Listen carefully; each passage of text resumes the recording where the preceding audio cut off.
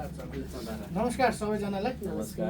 आज चाहिँ हामी यो Lions club international 325F district 325F अन्तर्गत 8वटा क्लबहरू मिलेर यो श्री पञ्चलक्ष्मी माई बुढी नन्द नगरपालिका 3 सिराडी बाजुरामा चाहिँ बच्चाहरूको लागि न्यानो स्वेटर पठाउने चाहिँ हामी रेडी भएको छौँ।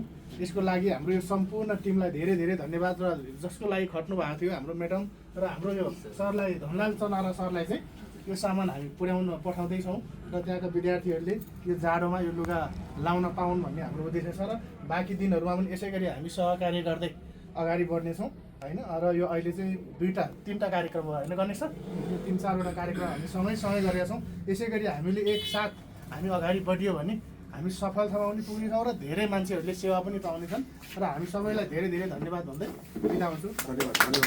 भोला सरले एउटा चाहिँ के सुरुदेखि नै मसँग कन्ट्याक्टमा हुनुहुन्छ भने चाहिँ कार्यक्रम म छुट्दिनै सर भन्नुभएको छ। उहाँको चाहिँ फेरि त्यो विशेषता छ कि थाहा पाएपछि नमस्कार।